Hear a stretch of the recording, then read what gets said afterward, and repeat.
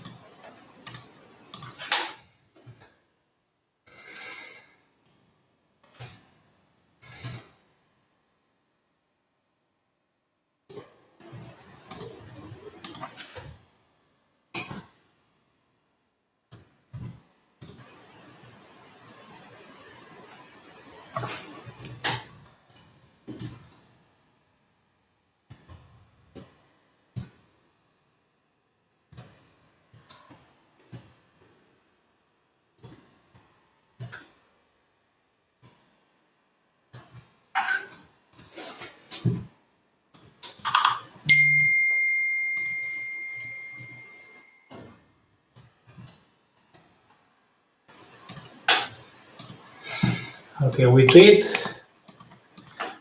and we warned everyone. Let's wait a couple more minutes and we can start.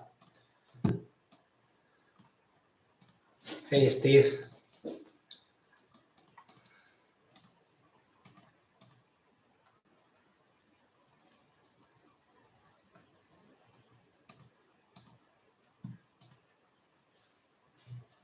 Hey, guys.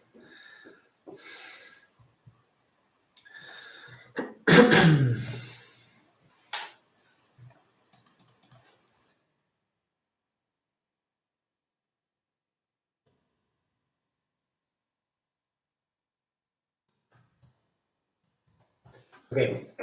Entramos en el paciente implica un injerto capilar. No tengo problema yo en ser calvo. We're speaking about my hair, and I don't have any problem being bald or losing hair. My father was bald. My grandfather was bald, so not a real deal. I'm having a worse problem being fat. So if you have a vaccine that I can take to be slim, I'll gladly take it. Like, come on, guys. Let's figure out how to eat anything and not get fat. Okay, let's start. We have 15 persons. I see a bunch of people speaking Spanish, so I think we should schedule something for next week in Spanish.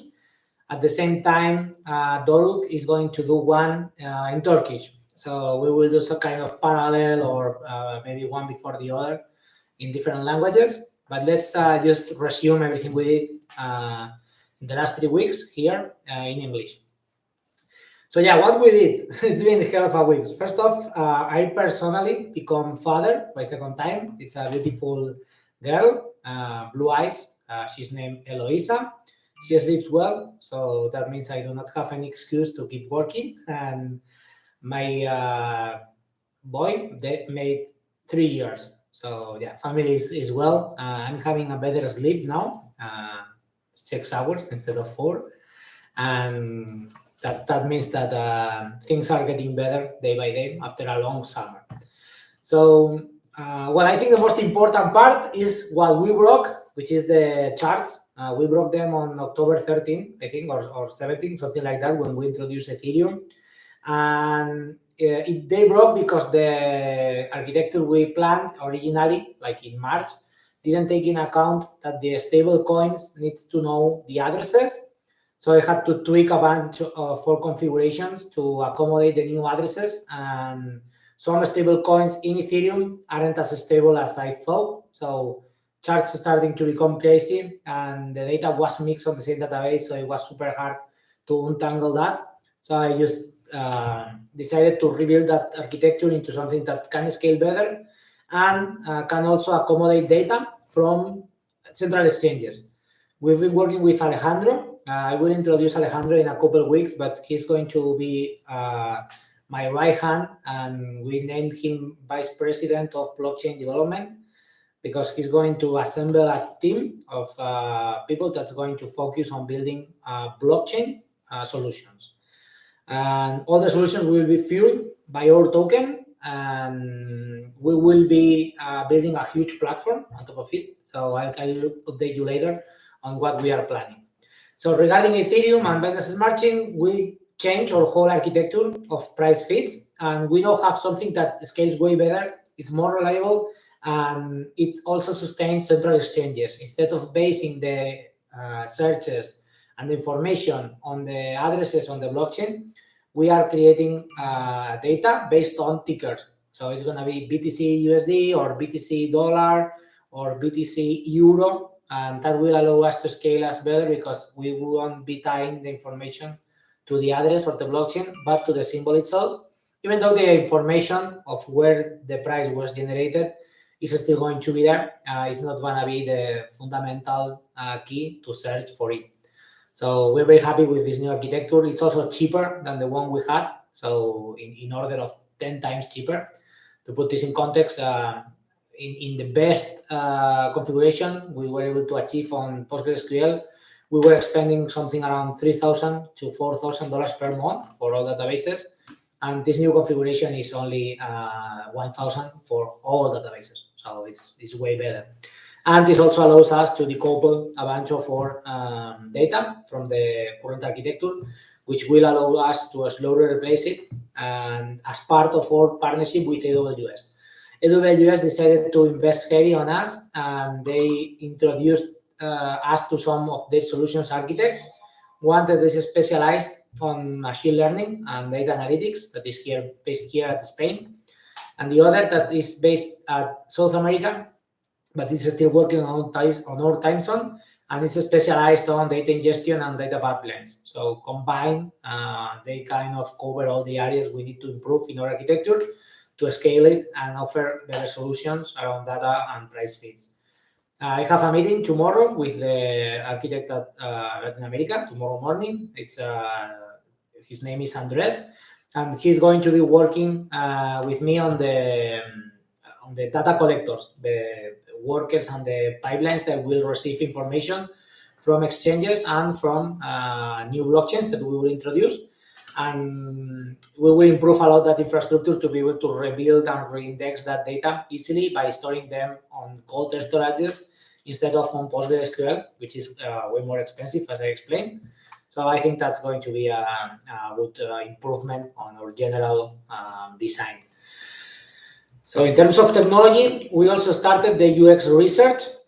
We signed with the company that's going to conduct it. It's named BeReal, and they specialized on UX and UI. They will be building a prototype in the next 8 weeks. It was scheduled for 6 weeks, but we have Christmas in the middle of the period.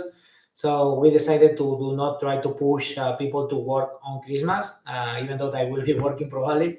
But the other companies or the other employees should be taking some time off. And so it's going to be something around mid of January that we will have the prototype of the version 2. As a glimpse or as a trailer on what I want to build, I want to build an experience that is as close as possible to Coinbase in terms of interface.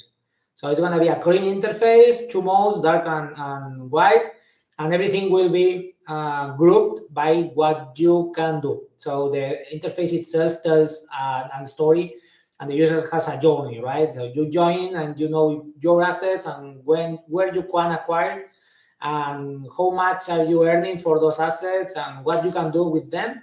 But it's going to be super straightforward. Right now, the interface is just a collage of ideas we had and data we kept fitting in there, and it doesn't really work. So we will be investing a lot of time figuring out what the people expects to do with blockchain in terms of interaction, learning, and exploring it.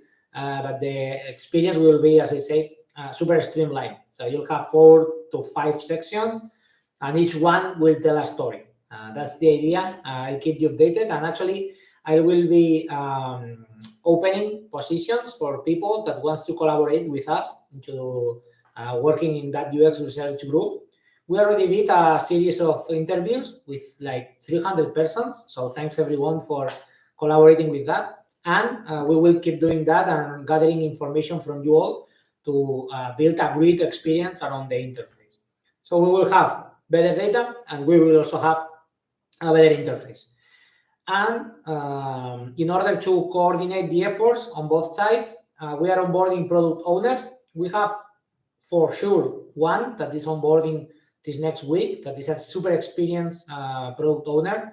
She is a super experienced product owner. She works for Disney, but she also works for other big companies at Europe, and she will be lending us a hand. And in parallel, we are also onboarding advisors that work as product owners and product managers on different big companies that will also help us put a great experience on the application, because the majority of the revenue from the business to consumer side is going to come from the application subscriptions. So we want to make sure that it's an experience that people is willing to pay for. We will still have freemium features, but the idea is that the application should be able to generate revenue by itself. So we will be exploring the subscription price, the different tiers, and we will try to make that as streamlined as possible. And at the same time, on the B2B part, which is our third part, or a stronger part probably, I'm sure you recall, but we've been present at the WebSummit. That is an international event that happens here at Lisbon, and there's like huge companies coming to that event. So we had the opportunity to talk with not just corporations that are looking for data into blockchain investment, venture capitals that reached to us and gave us their cards to see how we can collaborate, but also governments. There was a lot of governments present, like Brazil, United Kingdom, Spain. There was also Hong Kong, Arabia Saudi. So it was a good opportunity to exchange business cards with them and start talking about how we can offer our services into their countries, and we can help them improve their knowledge on the blockchain. And we are preparing a set of documentation that we need to send to them, but those are good sales leads that we will be following. On the Spain specific government, we also got in contact with the ISEX, which is an organism that helps startups and companies internationalize their services, and they help you onboard new governments through their embassies. So we will be collaborating with them closely, and we will try to sign agreements to get into their orbit of startups that they accelerate in terms of business proposals. But they also offer help to hire people offshore. So if you want to bring talent to your company, you can hire them, and they help you improve the visa process, and they get you European funds to translate talent to Spain. So that's a good opportunity for us, because as you know, most of our employees are based at Latin America. So some of them might be able to come join us at this new adventure that is Lanzadera. Lanzadera is a startup program that is starting on January 22, but the pre-selection process and the pre-acceleration process already started, and we are already doing all the process, and we are gathering all the legal documentation that they need. So we need to probably translate our incorporated social address to Valencia, to the offices I sent to the group, and they will give us co-working spaces, so we will have offices.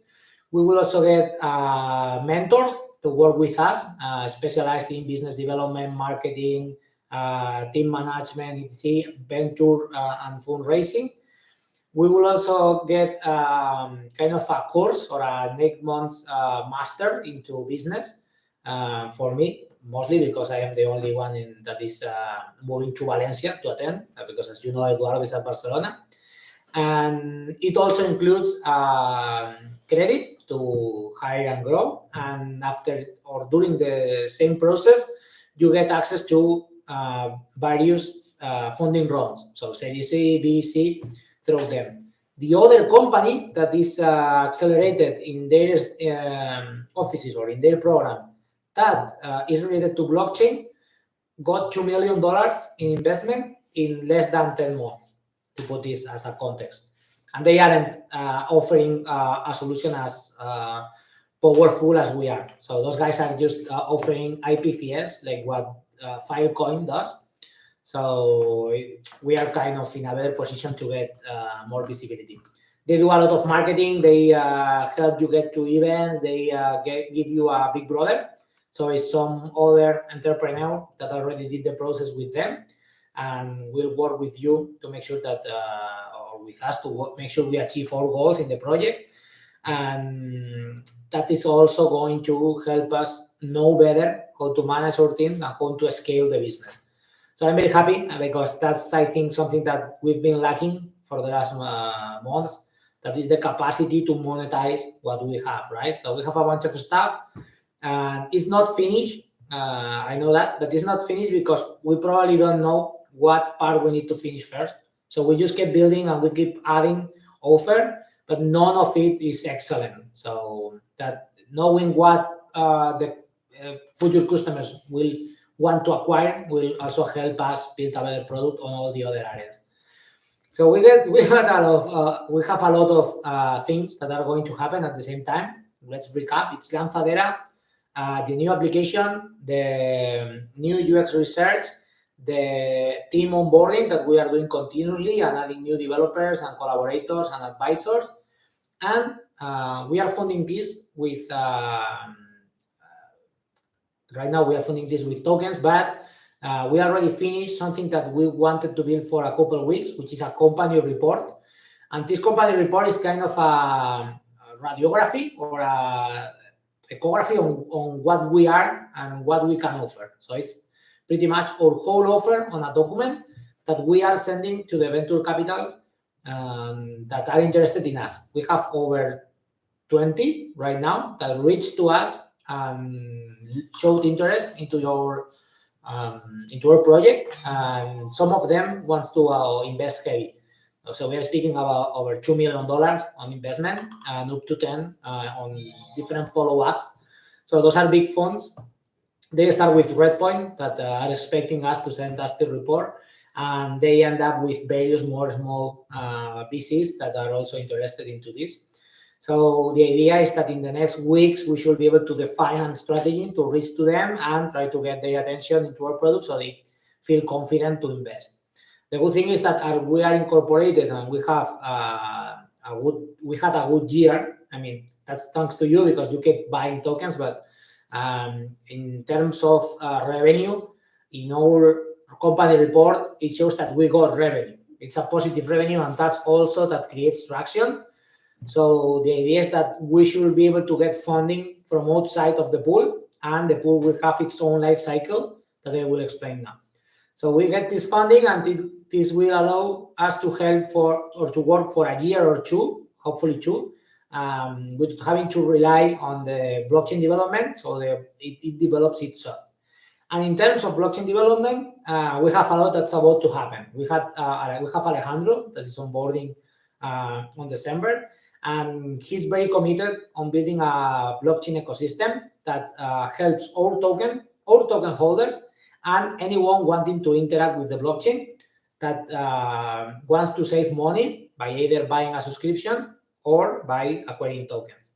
So how do we articulate and how do we make sure that the token holders are rewarded for holding the tokens and at the same time gets real money, right? So you do not have the urge to sell because you are getting real money as a revenue.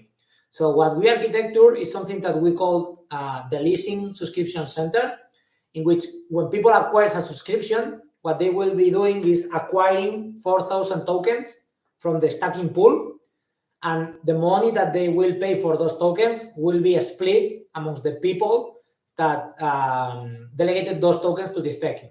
So instead of getting Euler as a reward from the stacking, you will be getting USDT or a stable coin. The idea is that the people that holds a lot of tokens benefits from the 30% subscription revenue or airdrops every month, but at the same time, this excess of tokens can be rented to the people, and this starts at 4,000, of course.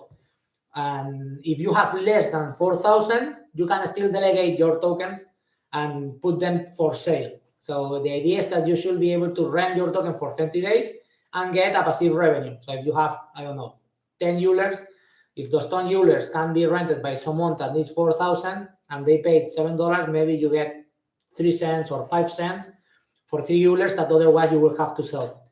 So that's not, that helps you keep on the loop of the ecosystem. And the same treasury that generates the same treasury that is generated by the subscriptions is also fueled by the DEX aggregator that we are building, by the P2P machine that we plan and we will start building, and by other services that will be tied to our data but will be offered on the blockchain. And all that treasury will become part of the swap pool. So the liquidity on the pool keeps growing and you see your value for the tokens growing. This is something that will be run in parallel to the platform development and to the application development. And it's unrelated with our main plan, which is the B2B. So we have a new team that's starting on December that is going to be working on that, while the other team focus on the offer that is off-chain, so the platform and the application and everything else. The idea is that the token does not lose value, right? So that's something that everyone is afraid, even me. That is that what happens if a winter or a bear or market comes up and we are all in Euler, and the idea is that the token should be generating value and the price of the token should be independent of the rest of the ecosystem, because it's going to be tied to an utility.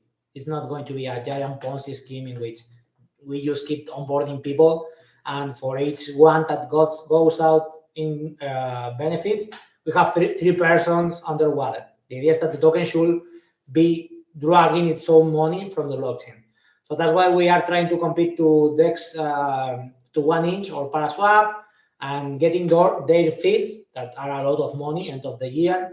And we want to offer a P2P machine so people can start buying and selling tokens through a simple website without having to deal with all the caveats of working with swaps and figuring out the best trade, etc. So you just put your tokens there and you are done. And then that same P2P machine can also implement Tornado Cash Share-like technologies. So you can just get rid of your tokens safely without going through a pool. And that helps you like clean up your account at some point. Or you can send money to your family and friends without having to go through the complex process of setting MetaMask for the METC.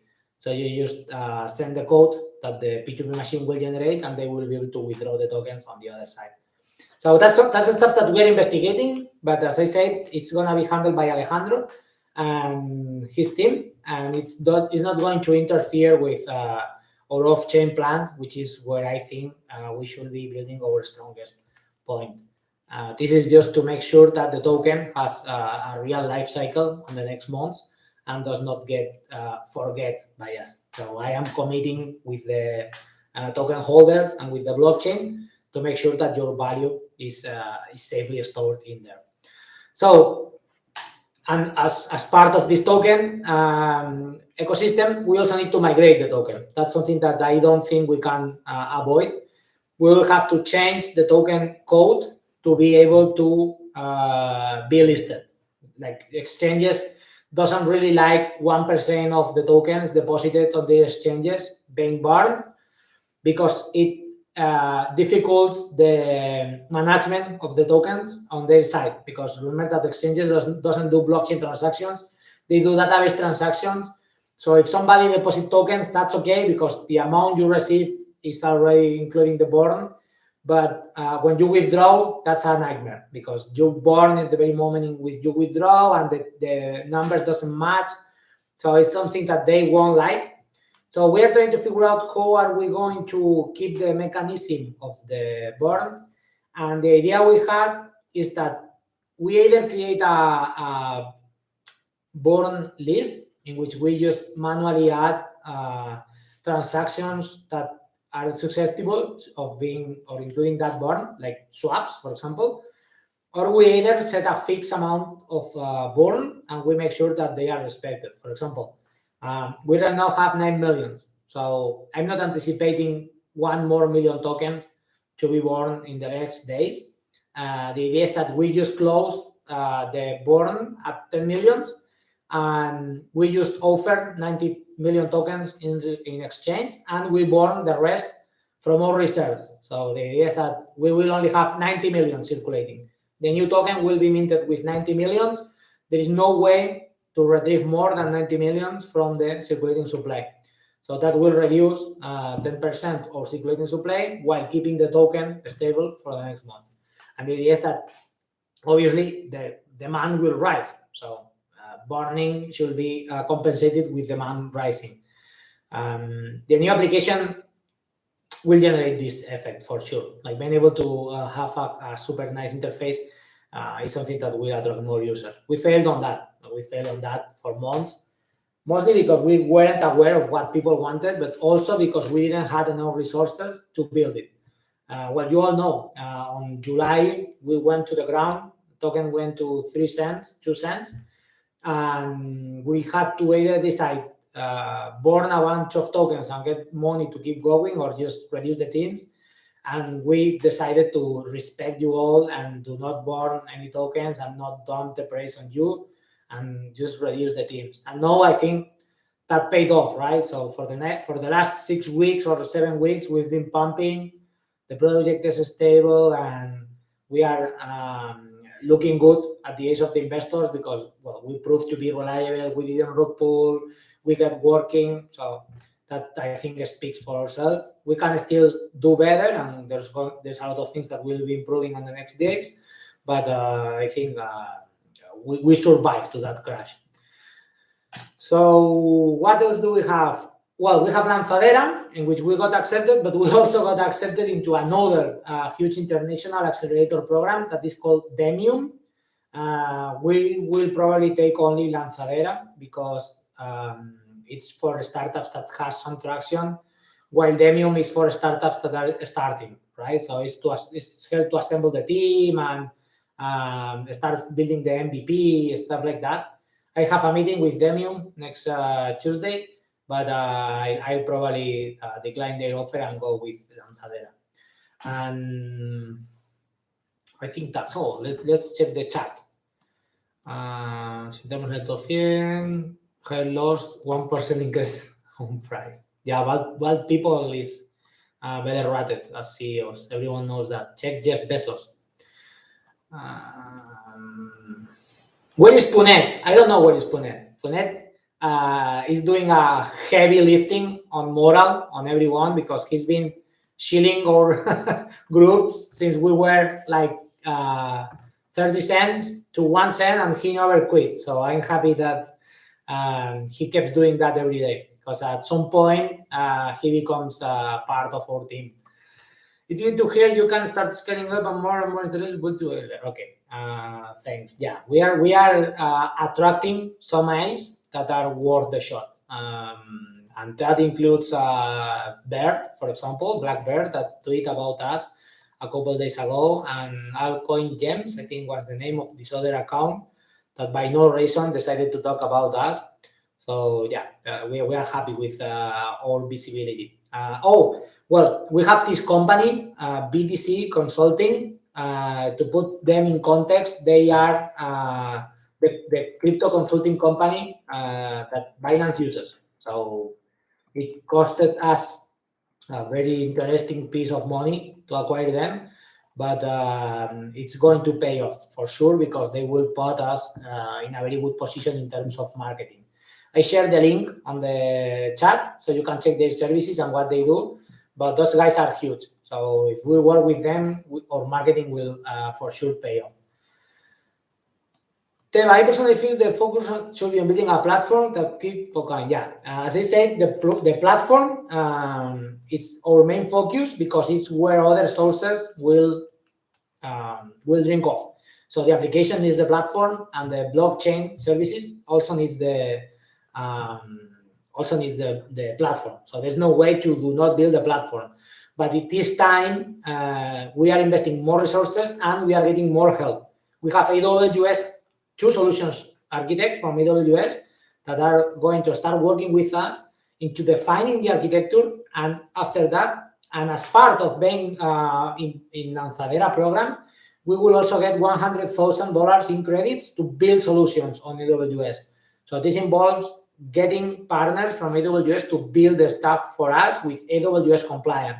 So it's huge. It's huge that we got there, and it's huge that we got this huge amount of money to build a better platform. So expect to see a better speed on the next weeks, because we will be onboarding a lot more people. You have started on the roadmap that will be listed on exchange in Quartz. Okay, about exchange, about being listed, that's something that everyone wants to see. And I think we had this conversation a couple times on the channel, and the output was quite different every time.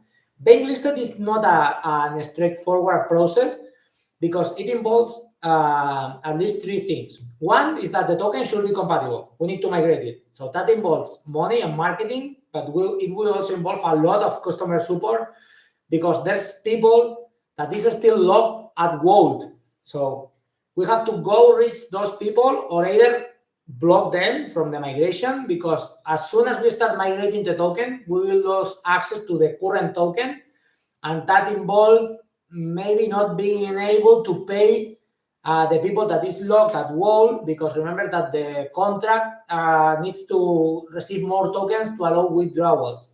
So we've been working with those people to get them on board, but we can't really sustain those tokens for over a year or 2 years. So if we decide to migrate the token, we need to put as many people as possible in the new Vault before being able to deprecate the old token.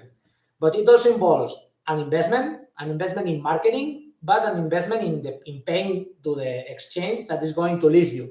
Those exchanges normally get two things. One is money in form of payment, $100,000, for example, for something like, I don't know, KuCoin, like on that tire.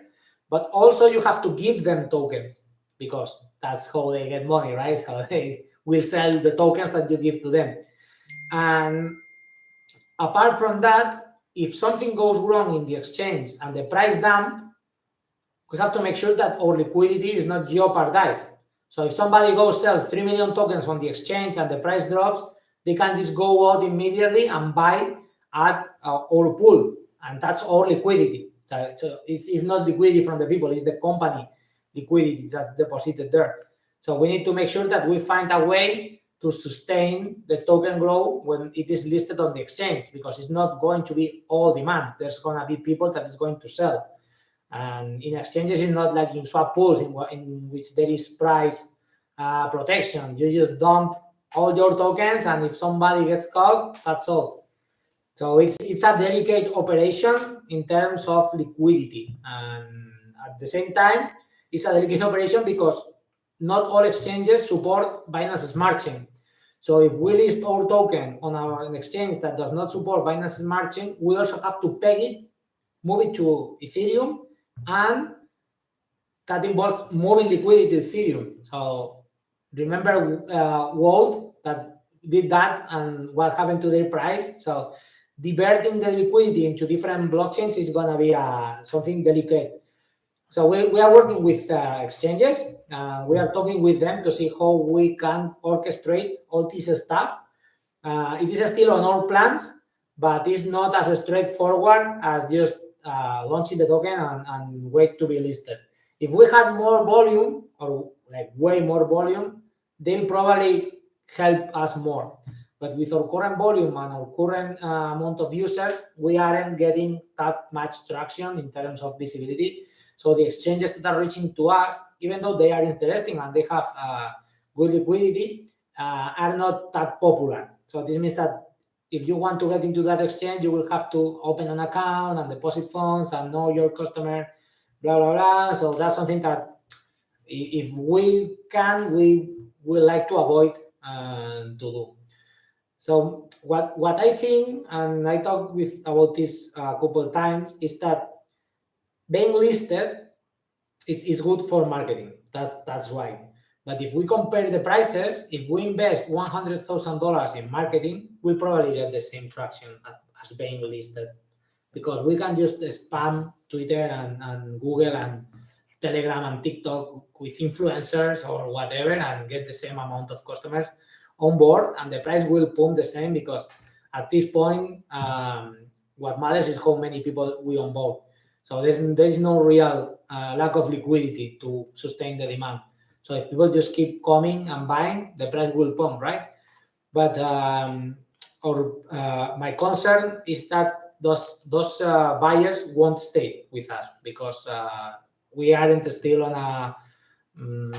a status in which we are stable and it looks like a solid investment, right? This is not like buying Chainlink that they have 600,000 integrations, hundreds of users, and it's a multi-billion-dollar company. We are a probably 10 million market cap right now, and we are still small. Our potential is giant, but at a first sight, we need to work a lot in our first impression. So we finished the corporate side. We are working on the deploy now with the agency. You'll be with in the next days, probably Tuesday, and that will provide us with a lot of with a better first impression. And in the next weeks, we will do a lot of emphasis on the version 2. That is going to be our showroom. It is where if people land, will say, oh, check this amazing tool. These guys are doing great. Let's get some Euler to get the subscription. So that's the, I think, our priorities. If being listed is a must-have, we can get listed, right? We can just get $100,000 and get listed. But we need to make sure we won't have a lot of users being dumped. Remember that we have huge whales, and I mean huge whales, like 5 million, 2 million, 3 million. And most of the people that is asking to be listed doesn't have even $4,000 Euler. So it's just like, hey, being listed is something that everyone does. We need that. But we have to evaluate the pros and the cons. And these huge whales will want to see their tokens being valued more than just being able to, like we need to support that listing. So we probably open a pool and we will discuss with you all if being listed is something that you really consider a co-investment on our project, or if you prefer us to keep building and growing for a couple more months and then be listed when the product is solid. We will open some research on that and I'll let you know. We already have the contacts on the exchanges. We got them at Dubai, and I also got some personally. We have a person that's onboarding next week that his work will be to gather documentation for the exchanges and prepare offers to see if we can get listed. If it was my call, I will go with crypto.com or Coinbase, right?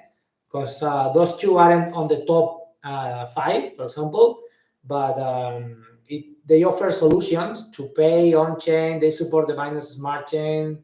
We are already, in Coinbase, our token is already there. So it's something that gives us a lot of visibility, but it's hard to get there. You have to be super compliant and you have to be super transparent, and you need less traction than in FTX, but it's probably easier to get listed there. And if not, we can just try to figure out how to get $100,000 and get listed somewhere else. Do you know trading.begin? No, I don't, but I'm taking a note and I will research it later. Is marketing the solution then? I think marketing, if I had to put all priorities, I will put development, marketing, and then being listed. Because if you have enough solutions on the development side, if you have good marketing that supports those solutions and you are growing super fast, being listed happens naturally, right? Binance or Crypto.com or some of these guys will just reach to you and say, hey, we want to list you. Like what happened with Shiba, right? Somebody, I think it was at Coinbase, or I don't know, but a big exchange just tweeted, hey, we will list Shiba. Where is the developer? So they will reach to you because they want to list your token because they know about you. The problem of being listed right now is that you apply and you can keep applying and applying and applying, and they might never reach to you to even say, hey, we aren't interested. You need to make sure that there is someone reading your application, because imagine that how many tokens are applying to be listed. It's thousands of them per month. So it's not that straightforward. It's not that they are just waiting for them. Luckily, we had this contacts in WhatsApp and in Telegram and personal emails from people that can list us if we pay and we get to a good agreement. But otherwise, going through their forums is just a dead end. You might end up just wasting hours applying and getting no response. So we'll figure out. For example, this is a good example, right? Parsec got listed on KuCoin 9 months after they started with their token, and that was like a year and a half after they started with the project. So if Parsec, that is 10 times our price, needed like a year or a year and a half, for us that we need to grow or we still have a large road to grow, it should take us still a couple months to at least get the same visibility. So being listed only works if you really have a lot of demand. If not, there's a lot of people dumping on the people with less tokens or less skills or less tools, which is what we are trying to avoid, right? So the idea is that if we get listed, we at least have the API of the exchange in which we will get listed should be on our side. Like we should having that data in your application, because otherwise, what are we doing here? So let's just work on the marketing, and then be listed. Again, if this is super important to maintain the support, we can review the priorities.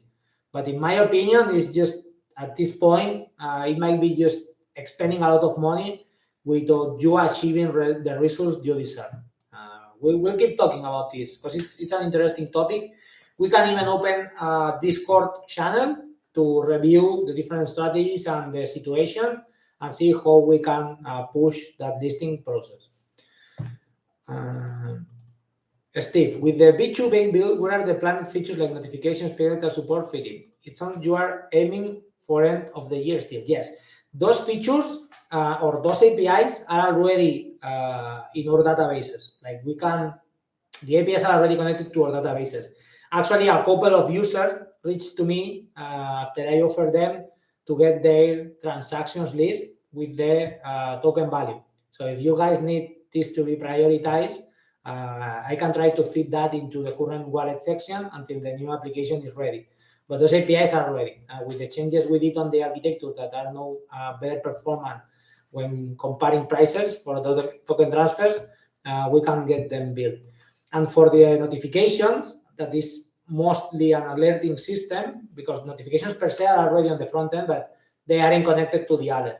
But the alerting system that we wanted to build didn't work as expected because DynamoDB, which is the database we used, had a limitation in the amount of times you can read keys. And as we needed to read continuously the same addresses, the database just started throttling it. So we are changing that to a database that does not have this problem, which is a Redis cache, and then we will attempt another architecture around it. That's something that we will be also working with Andres tomorrow, which is working on the data pipelines with us, to see how we can tie lambdas to the Kinesis strips. And after that is enabled, the front end is just going to start displaying notifications. You won't have to do anything. Most of the notifications will be for the tokens on your wallet and for the ones that you have on your portfolio, which is a section that we will review, by the way. Will the growing of the team allow other things that should for based on the high price to grow Euler as a company? We are growing the team based on the money we expect to get from the VCs. So we started with developers. Some of them are volunteers, and some of them are accepted a lower payment until these things settle. But what we are trying to do is get venture capital on board to finance our growing. If that happens, the first thing we will be hiring is more management. So I do not have to do all the work in terms of technology, financial, CEO, traveling to events, and handling social strategies with Doruk. So Doruk will be able to grow his team. The idea is that we get more people between me and the developers and the base and the people on the base. So I do not have to do that much micromanagement, and I can focus on building a bigger company and a better technology. That's something that we will be prioritizing. And the growing right now is still below our monthly budget. So we are not anticipating higher costs or bigger token sales. But as soon as we get some funding from anyone, we will start hiring aggressively. Long term. ETA for B2. B2 is two phases. One is the prototype that is going to be publicly accessible on January 15, probably January 20, let's say, because Christmas.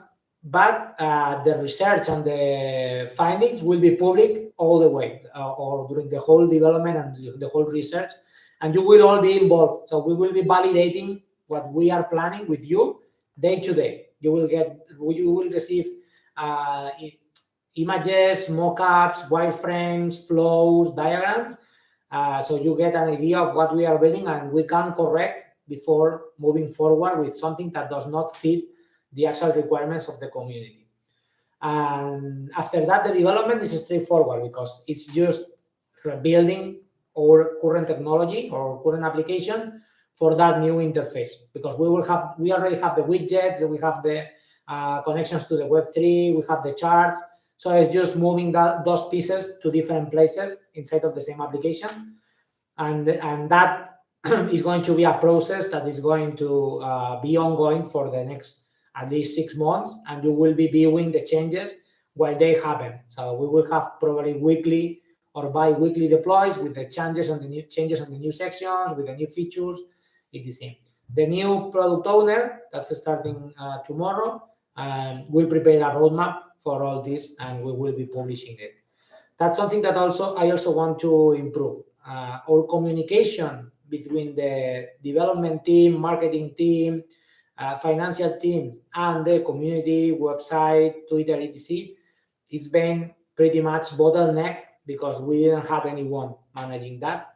So I want we hire people to help Doru communicate better what we do and how we do it. So the roadmap is updated. The corporate site that we are deploying is based on WordPress. So we will have a blog that is going to include daily or bi-daily or 3 days posts, including all the things we were doing that won't be written by me. There's going to be people writing the updates, so I can focus on other things. And we need to make the communication better, and we have to keep our sites updated on a regular basis. That's something that we didn't have bandwidth to do. ¿De dónde es usted? Yo soy de Ibiza. I was born at Ibiza. I moved to Argentina, and now I live at Valencia, at a town nearby Valencia. The deployment of the new website.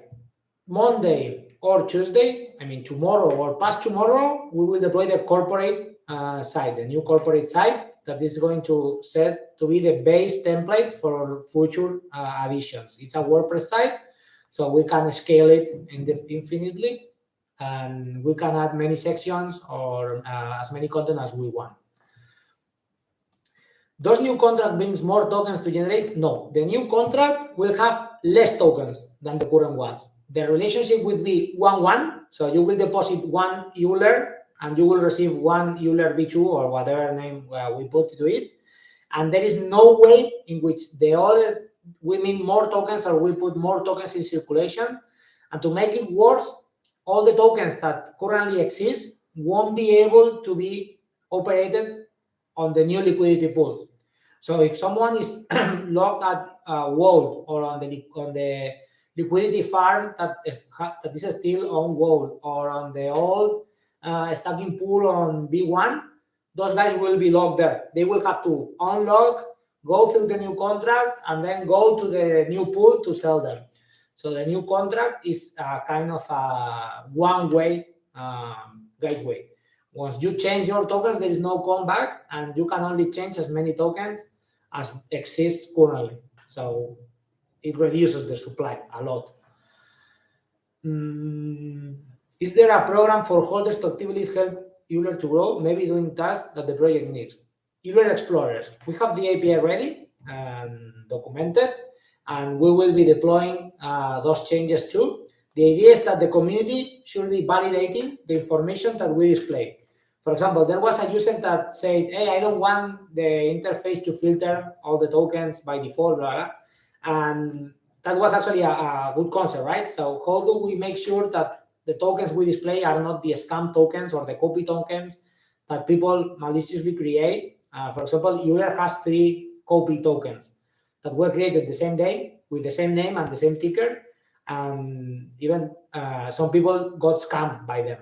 So the idea is that you will be voting with your Eulers. You will be having voting power like a DAO to put those tokens on the list of validation.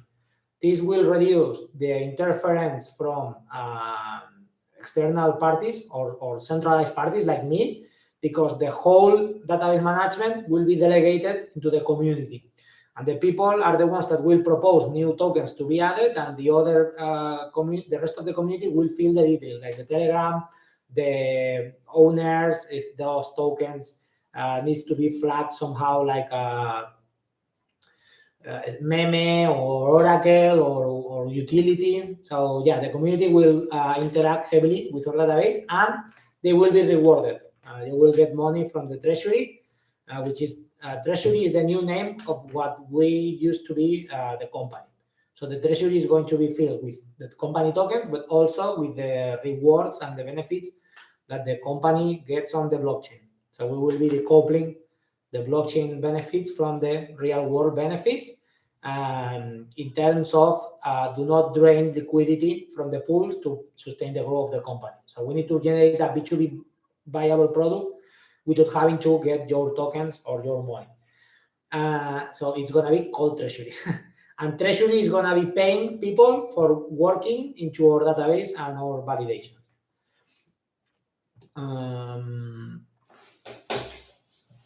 Have you discussed with other major blockchains to integrate them to your tools? We have Polygon at Dubai. We were sitting for like hours with the Polygon vice president of growth, and he said, as soon as your tool is mature enough, reach to me and we will start working together into getting this up to speed into our ecosystem. Polygon is growing super fast, super big, and layer 2s in general are becoming kind of the standard for day-to-day operations because of the low cost. So Polygon is on radar to start working with them on partnerships, grants, and also building tools for them, like better explorers and stuff. And that's also part of our current architecture. We don't need to do anything. We just need to start getting data from Polygon right away. We already had some Polygon workers working, sorry for the redundancy, for months, but then something changed on the node, and I didn't have time to review it, so they just stopped working. But we can just fix the API and put them to work again, and that should immediately feed data into our system, and we can reach to them. Yeah, Polygon is on radar, and after Polygon and other Ethereum forks, we should start working with Solana. Solana is growing fast. They have money, and their architecture is different, so we will probably reach to them to see how we can collaborate tightly. And then there's Terra, that is also between various interpretations on how we can acquire their data, but it's also working very fine and seems like a good fit for us. You talk about whales. So the really big accounts, 505 millions, aren't people from the dev team? No, the dev team, I've been transparent with them with this since we started. The team, and by the team I mean I, for example, has approximately 80 million Eulers right now, and 1,100 BNBs or something like that. And there is no one in our team that got any token as reward or as a dev token or anything, airdrop, anything. Everyone that has tokens on our team got them as a salary monthly. There is personal agreements and stuff that includes bonus, but the bonus are like 50K or 100K every 3 months, something like that. But other than that, everyone that has over, 1 million tokens is not on our team. Not even 500,000 tokens. Like not even me. I personally do not have any Euler, because I put those Eulers on July on the company account, back on the company account, and also I put like $60,000 So no, all the money the company has and all the Eulers the company has are on the company wallet and are easily trackable because we only have one wallet on the company. So there's no way anyone has tokens here, and even less possibilities that no one in our company has over 1 million. So just to put, for example, the advisors that weren't from our company were that was people that help us deploy the contracts and put them in the blockchain and help us with the initial marketing and stuff. They all sold out already, and the one that got the most money got 1 million euros. So that's all. Everyone that has over 1 million euros right now is 80% or 90% somebody that decided to privately invest. And there's a lot of them. There is a lot of them for sure. Like there's people that has 2-3 million euros and they kept them for months already. Now the team is well, I am a bad person to say that, but the team is not taking any money. Like and I should, for example, like I'm only taking my salary, and the salary I'm taking now is from the savings I put on July. But I think it makes sense, right? Like, how can I be trusted by you if I have hidden accounts with millions of viewers? Doesn't make sense. So our accounts has been transparent. We had the token page published. We have all the liquidity and how it was distributed, and we kept it updated in real time. So yeah, this is a humble project, and I am a very transparent person. So if by any reason any of you think there is a suspicious wallet, just reach to me and we will clarify, because there's no way anyone got any Euler except as a salary or as a payment for their services. Other than that, all the money is on the company wallet. The team tokens are locked. For example, those tokens were available on July and we kept them locked, and it's till the day of today that we haven't unlocked them. We unlocked them, but to move them to the new world locker, the new version. But other than that, they are still there. It's 9.9 million Eulers that are totally locked, and there is no plan to unlock them. So we've been working with only the 20 million, 23 million, something like that, that we got from the marketing and company reserve since April, and we haven't touched any other token. So yeah, that's transparent. Anyone, just reach to me and we will run through the whole timeline of the token. Is there anything about the project that worries you at the moment? Yeah, I'm very scared of our rate of success. Like, I am not scared of failing. Like, failing sucks because we all lose money and time. But if this works how I think it's going to work, I'm super scared because it's gonna be super fast and it's gonna be super big. And assembling a team is super complicated. Not a development team, but a management team, like finding the best chief financial officer, the best chief operations officer to help David Ash, and assembling management is super hard because you have, those guys aren't just running around LinkedIn looking for positions. You have to go hire them. And that involves a lot of effort, but also involves knowledge that I personally don't have. That's why Lanzadera is a super good opportunity for us, because it will provide me with a lot of mentorship and a lot of help to know how to scale this properly. For example, if Telefonica, or I don't know, if let's say Binance come to me tomorrow and say, hey, we like your data, sell it to us. How much do I quote Binance for our data? That scares me a lot, but because I will say, I don't know, give me $10,000 per month. And it's like, dude, that's a $1 million trade. I can't take it. I do not know how to negotiate it. I don't know how to quote it. So I need to rely on another person to do it. I need to go hire him. And I don't know what's that person, you know? Who do you hire? A person that negotiates $1 million trades. Lanzadera is going to help on us. That what scared me the most is covered by that program. So I'm relieved that I will be able to start hiring people that will be dealing with that. other than that, we are in good shape, right? We are the development, even though it is not as fast as everyone wanted, it's steady and ongoing, and we keep developing features even though they are not fully visible on the front end, but the platform keeps growing, the data keep growing, the data is even faster than before, and the front end is starting the version 2. Remember that the version we have right now on the front end, this application we have, it's been 6 months in production, and we built it in 30 days. So for us, it's an MVP. It's a version 1, but it's the MVP of the version 1. So it's not that we did 6 years of research on that. And now we are doing our research. It's the first time we are doing our research on how do we build an awesome application. So that does not scare me. The development and all this stuff is going well.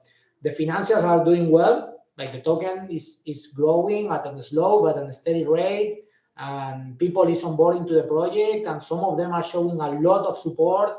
And yeah, I know there's people that jumped into 30 cents in March, but those were crazy times, right? Like that was a mega bull run and everything was ultra pumping, and we had a shit ton of liquidity, so it's super hard to recover to that. But we will get there. I'm sure we will get there, because we are considering the token part of our offer. We are not just using the token to finance our operations and then we will forget. The offer is tied to the token, tightly tied, and as soon as the blockchain services start growing, the token is going to engulf a lot of money from those services. I know that. So that does not scare me. And the only thing that scared me a lot was succeeding, right? No one is ready to succeed. Like everyone is expecting that, but when things goes well, that scares a lot. Like Doruk is on the chat, and I recall on September, suddenly the token went from 1 cent to 4 cents, and we called each other that night. And it was like, hey Doruk, did you do something? Because I didn't do anything. Did you tweet or something? Or no, I don't know. I didn't do anything. The token is just pumping.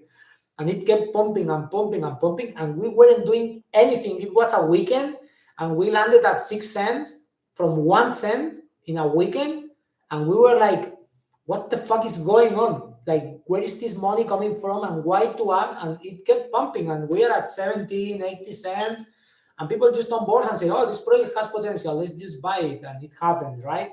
And yeah, there's people that is dumping, but let's respect that. I want to politely ask to respect people that is no selling after months of being underwater. Those people are selling after 190 days of being in underwater on their trade.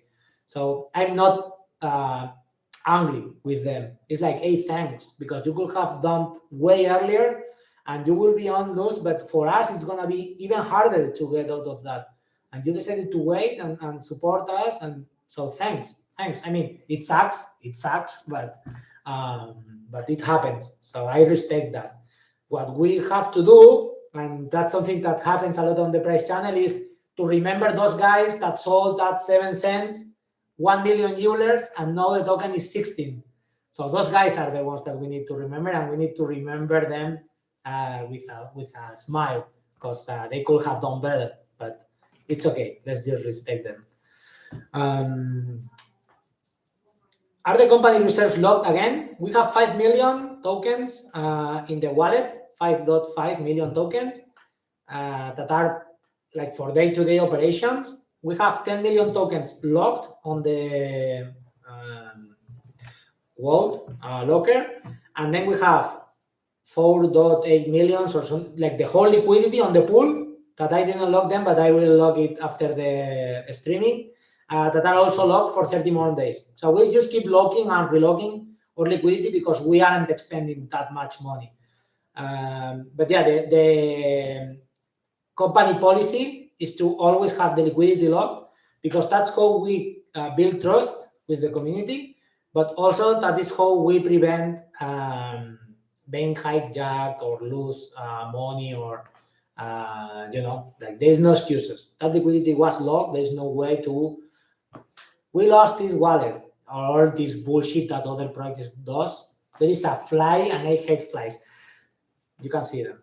So yeah, everything is locked. we do not plan to unlock liquidity or do any big sale without warning you before. That's how it's been since June, and it's not going to change anytime soon. The baby is doing great. Eloisa is 1 month old. Yesterday, 1 month old, and she sleeps a lot, which is super cool on a baby, because the last one didn't sleep too much, and that was a problem, especially when you wanted to sleep. And baby Oliver accepted her gladly, and they both got along very well.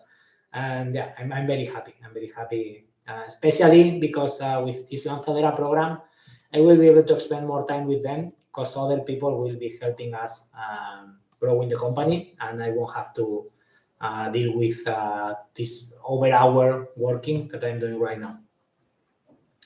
Well, I think that's all. If you don't have any more questions, I will go down now and go to line.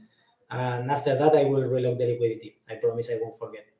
Thanks everyone for attending.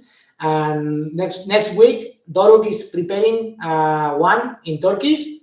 And I think I can schedule one in Spanish an hour later or an hour before. But yeah, I think I owe a lot to the Spanish community. So I want to, quiero dedicarle más tiempo a la comunidad en español y hacerla crecer también. Así que vamos a estar haciendo uno en español. Thanks everyone, and good night.